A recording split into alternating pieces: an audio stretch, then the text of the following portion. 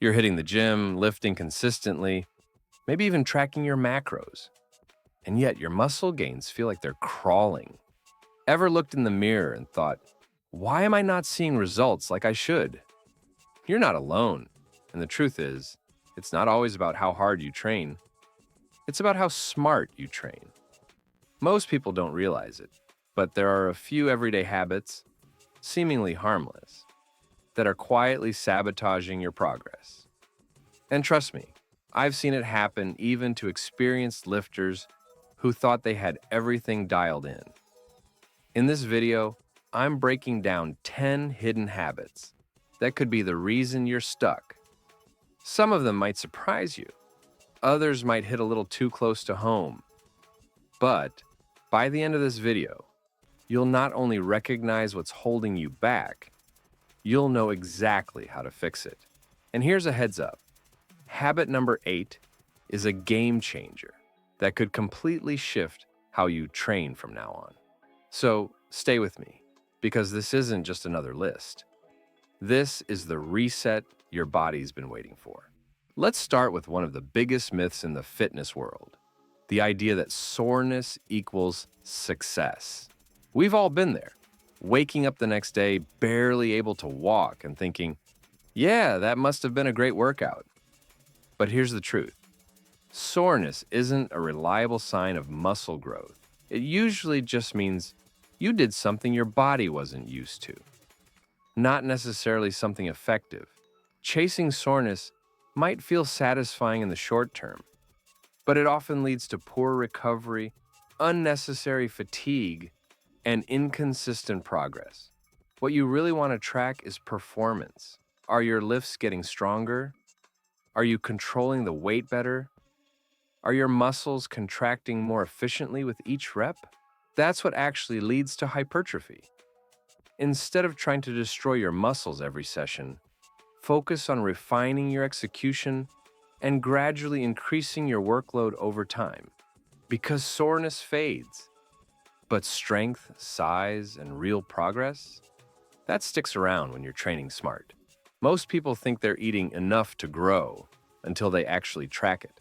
And then comes the shock. They're barely hitting maintenance, let alone a surplus. The truth is, building muscle requires more fuel than you probably realize. It's not just about hitting your protein target. You need total calories to support repair, growth, and recovery. If your weight hasn't moved in weeks, your strength is stalling, and you feel flat in the gym, chances are you're running on empty without knowing it. One of the sneakiest reasons this happens, people try to stay lean while bulking. They fear fat gain so much that they end up spinning their wheels. Not shredded, not bigger, just stuck. But muscle doesn't grow without resources. A clean 300 to 500 calorie surplus, with quality carbs and fats supporting your protein, can be the difference between plateau and progress. So, if you've been training hard but feel like nothing's changing, it's time to check your plate, not just your pump. In our third tip, you could have the perfect workout plan, a dialed-in diet, and flawless form. But if your sleep sucks, your results will too. It's during sleep that your body releases growth hormone, repairs muscle tissue, and resets your entire system. Without enough quality sleep, your testosterone drops, recovery slows down, and progress becomes a grind. Yet, so many people treat sleep like an optional luxury, instead of the muscle-building tool it really is. If you're scrolling your phone in bed, watching Netflix until 2 a.m., or waking up groggy every morning, you're holding yourself back more than you think. Aim for at least 7 to 8 hours in a dark, quiet room, and cut off screens an hour before bed. You'll notice the difference, not just in how you feel, but in how your body responds. Better pumps, faster recovery, and more consistent strength gains, all from something as simple as sleep. It's not just rest, it's growth time. In our fourth tip, let's bust a myth that's been floating around fitness circles for way too long. The idea that sodium is your enemy. A lot of lifters cut salt, thinking it'll make them look leaner, when in reality, that habit could be killing your performance. Sodium and electrolytes play a massive role in hydration, blood flow, and muscular contractions. Without them, your strength drops, your pumps fade, and your energy tanks faster than you realize. Especially if you're sweating hard during workouts, your body is losing more than just water. It's losing essential minerals that help muscles function at their best. The fix? Simple. Add a pinch of pink Himalayan salt to your pre-workout meal, or try an electrolyte drink before training. You'll feel fuller, stronger, and more explosive, with better vascularity too. Don't be afraid of salt. Be afraid of leaving gains on the table for no reason. Now, in our fifth tip, let's talk about something most people overlook: the mind-muscle connection. This isn't just some bro science phrase tossed around in the gym. Studies have shown that when you consciously focus on the muscle you're working, you activate more muscle fibers and generate greater hypertrophy over time. It's not just about moving weight. It's about making the muscle do the work. That means no swinging, no bouncing, and no relying on momentum to cheat your way through the set. So how do you build that connection? Slow down your reps, feel the stretch, pause at the peak of contraction. On a bicep curl, don't just lift, squeeze, like you're trying to pop the muscle. On a row, pull with your lats, not your arms. It takes practice, but once you dial it in, everything changes. Your workouts become more efficient, your results become more noticeable, and instead of just lifting weights, you're actually building muscle with purpose and control. Now let's move on to the sixth habit, and this one is especially common in the age of social media. If you're constantly switching workouts every week because you saw a new trend or killer routine online, you're not giving your body a chance to adapt. And adaptation is the key to growth. Muscles don't grow from randomness. They grow from repeated progressive stimulus. When you change your program too often, your body stays in a constant state of guessing. And guess what? That means no consistent gains. You don't need 50 exercises or a new plan every Monday. What you need is consistency. Stick with a structured program for at least 4 to 6 weeks and focus on getting stronger in your key movements, whether it's squats, presses, or rows. Track your progress, tighten your form, and challenge yourself within the same framework. Because true transformation doesn't come from variety, it comes from mastering the basics and pushing just a little harder each time. In our seventh tip, we need to talk about pre-workouts and stimulants. Because let's be real, a lot of people rely on them way too much. What starts as a single scoop turns into 2, then 3, until you can't train without that caffeine buzz. The problem? When you use it every single day, your body builds up a tolerance. That means less focus, less performance, and eventually, worse sleep and recovery. Instead of boosting your workout, it starts holding you back. Here's a smarter approach.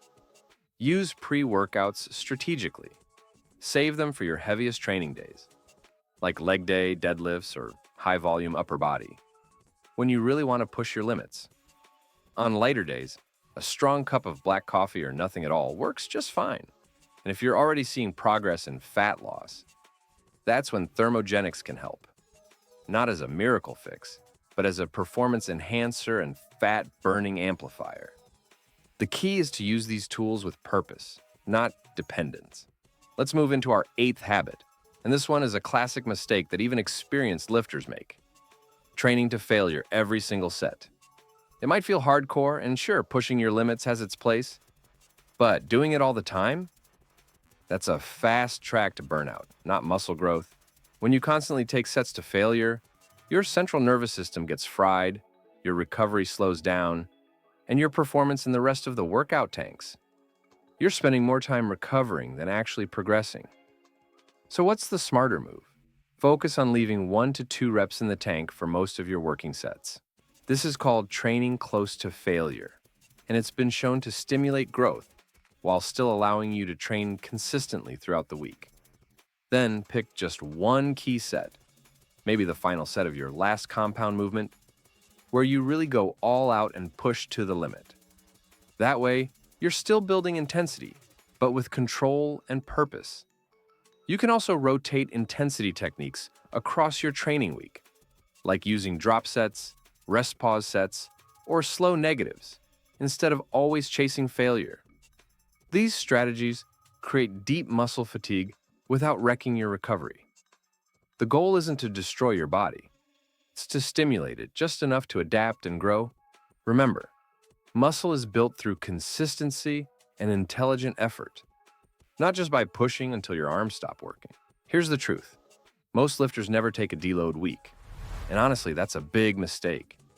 If you're constantly pushing heavy weights, training with high volume, and never giving your body a break, you're slowly draining your performance, even if you don't feel it yet. Over time, your joints ache, your lifts stall, and your motivation drops. That's not weakness. That's your body screaming for recovery. And the smartest athletes know how to listen before it turns into injury. A deload isn't about being lazy. It's about coming back stronger. Every 6 to 8 weeks, plan a lighter week. Reduce your weight by 40 to 50%. Cut the number of sets, or switch to mobility-focused sessions. You're still training, just letting your nervous system, muscles, and joints catch up. Most people don't realize this, but some of your best growth happens after a proper deload. It's the secret weapon behind long-term progress that no one brags about, but everyone should use. And now we've made it to the 10th habit. And honestly, this might be the one that's holding most people back: lifting without a long-term strategy. If you're showing up to the gym and just doing whatever feels right that day, you're not training. You're winging it. And that randomness, it's one of the fastest ways to plateau. Muscle growth isn't just about showing up. It's about showing up with a plan that builds on itself week after week. What you need is structured progression. Try breaking your training into focused blocks.